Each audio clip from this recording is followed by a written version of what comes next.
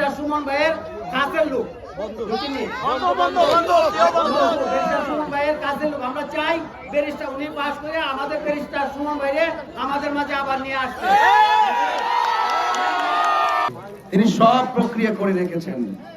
যদি ভাগ্যের নির্মম পরিহাস যে কোনো কারণে তিনি হয়তো আজ আমাদের থেকে অনেক দূরে আছেন, তিনি যদি নির্দোষ হন ইনশাআল্লাহ তাকে আপনাদের মাঝে নিয়ে আসবো। বলে দিয়ে যাচ্ছি আপনাদের ব্যারিস্টার সাহেব যেভাবে বলেছিলেন এই রাস্তাটা করে দেওয়ার কথা বলেছিলেন না, সব প্রসেস তিনি করে গিয়েছেন। আপনারা ওনার একটু অসুবিধা এখন, তিনি যদি নির্দোষ হন আমি জেল থেকে বের করে আপনাদের মাঝে নিয়ে আসবো এবং কথা দিয়ে যাচ্ছি এই রাস্তাটা চেয়েছেন, আমিও দেখে এসেছি। আমি একটা মানুষ, মানুষের কষ্ট আমার কষ্ট, মানুষের দুঃখ আমার দুঃখ, সবার অশান্তি আমার অশান্তি, সবার শান্তি আমার শান্তি। আমরা শান্তি চাই, আমরা নিরাপদ চাই, আমরা একটু সুন্দর স্বাভাবিক ভাবে বেঁচে থাকতে চাই। আমরা জুলুম পছন্দ করি না, আমরা মারামারি কাটাকাটি চাই না। আমরা চাই আপনি আমি, এই দেশের সনাতন ধর্মী যারা তারাও মানুষ, এই দেশের চা শ্রমিক যারা তারাও মানুষ। তাদের কথা রাষ্ট্র ভাবতে হবে। রাষ্ট্র যদি না ভাবতে চাই, আপনাদের কণ্ঠ হয়ে আমি আপনাদের প্রতিনিধি হতে পারলে সংসদে চা শ্রমিকদেরকে ভাবার জন্য আমি রাষ্ট্রযন্ত্রকে বাধ্য করবো ইনশাআল্লাহ। আপনারা কি আমার প্রতি বিশ্বাস আছে? আপনারা ইউটিউবে ফেসবুকে অনেক বক্তব্য দেখেন না? আমি কিন্তু দীর্ঘ 22 বছর ধরে আপনাদেরকে নিয়ে কাজ করে আসছি, বাট আমি অন্য একটি প্রফেশনে ছিলাম। যেহেতু আমি রাজনীতিতে এসেছি, একটি দুর্যোগ মুহূর্ত, একটি সমস্যা এখন দেশে চলছে, বাংলাদেশে একটি ক্রাইসিস চলছে, মাজার ভাঙ্গা হচ্ছে, ভাঙছে না মাজার ভাঙ্গা হচ্ছে। একজন হিন্দু সনাতন ধর্মীকে মেরে গাছের মধ্যে ঝুলিয়ে আগুন দিয়ে পুড়িয়ে দেওয়া হয়েছে। এইভাবে কোনো রাষ্ট্র চলতে পারে না, এইভাবে কোনো দেশ চলতে পারে না। সবার আগে মানুষকে নিরাপত্তা দিতে হবে, সবার আগে মানুষকে শান্তি দিতে হবে। হামলা মামলা আপনারা ভয় পাবেন না। আমাকে আজ যেভাবে পেয়েছেন, আমি আপনাদের সুখে দুঃখে আপনাদের পাশে থাকবো। আজকে যারা মিষ্টি কথা বলে তাদের মুখে অনেক মিষ্টি, ভিতর কিন্তু বেশি সুবিধা নয়। আমরা মুখে বলার আগে হৃদয়টাকে ঠিক করব, অন্তরটাকে আগে ঠিক করব।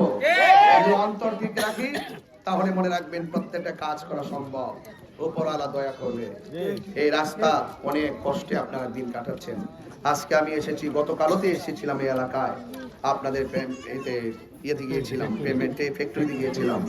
আমি সেখানেও বলেছি, আবারও বলছি, আপনারা হতাশ হবেন না, আপনারা চিন্তিত হবেন না। আপনাদের নিরাপত্তা দেওয়া, আপনাদের শান্তি দেওয়া, যা কিছু প্রয়োজন আমি করব। শিক্ষা, স্বাস্থ্য, অবকাঠামো উন্নয়ন, রাস্তা, ইনশাআল্লাহ যদি আপনাদের ম্যান্ডেট, আপনাদের সমর্থন, আপনাদের ভোট নিয়ে যদি আমি আপনাদের প্রতিনিধি হতে পারি, আপনাদের সুখে দুঃখে আপনাদের পাশে থাকবো ইনশাআল্লাহ। আপনারা আমার জন্য দোয়া করবেন, আশীর্বাদ করবেন। আপনি ভালো থাকলেই আমরা ভালো থাকবো। সবাই মিলেমিশে এই নালুয়াকে সাজাবো, আমুকে সাজাবো, চুনারু ঘাটকে সাজাবো শান্তি আর ভালোবাসা দিয়ে। যেখানে কোনো উগ্রতা থাকবে না, মারামারি থাকবে না, হিংসা থাকবে না, প্রতিহিংসা থাকবে না, থাকবে শুধু শান্তি। কি থাকবে? চলে কিনা? শেষ হয়ে আরেকজনকে আলো দেয় কি দেয় না? আমরা আমাদের ঘাম ঝরিয়ে আপনাদের প্রত্যেকের হৃদয়কে আলোকিত করতে চাই।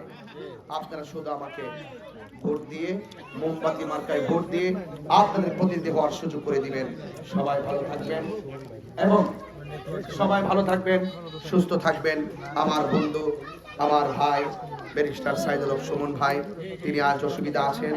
আল্লাহ যদি আমাকে দয়া করেন, তিনি যদি নির্দোষ হন, ওনার জন্যে যা করার আমি তাই করে আপনাদেরকে সারপ্রাইজ দিব ইনশাআল্লাহ।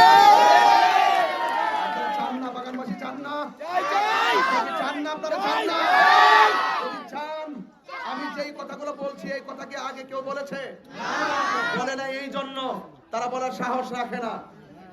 এই জন্য যিনি চা বাগানকে নিয়ে স্বপ্ন দেখেছেন, যিনি চা শ্রমিকদেরকে নিয়ে স্বপ্ন দেখেছেন, তিনি রাস্তাঘাট করার স্বপ্ন দেখেছেন এই দেশে। এই দেশে আমি আবারও বলে দিয়ে যাই, এই দেশে যারা অযথা মিথ্যা হয়রানি মামলায় গ্রেফতার হয়েছে, ইনশাআল্লাহ আমি যদি আসতে পারি, মিথ্যা মামলায় যাদেরকে গ্রেফতার করা হয়েছে তাদেরকে ইনশাআল্লাহ তাদের পক্ষে আমি আইনি লড়াই করব। আইনি লড়াই করব। সবাই আমার জন্য দোয়া করবেন, আমাকে আশীর্বাদ করবেন এবং আপনাদের মহামূল্যবান ভোট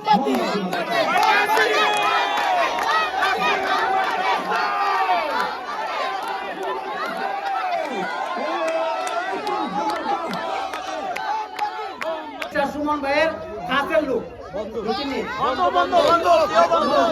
সুমন ভাইয়ের কাছের লোক। আমরা চাই ব্যারিস্টার উনি পাশ করে আমাদের ব্যারিস্টার সুমন ভাইরে আমাদের মাঝে আবার নিয়ে আসতে।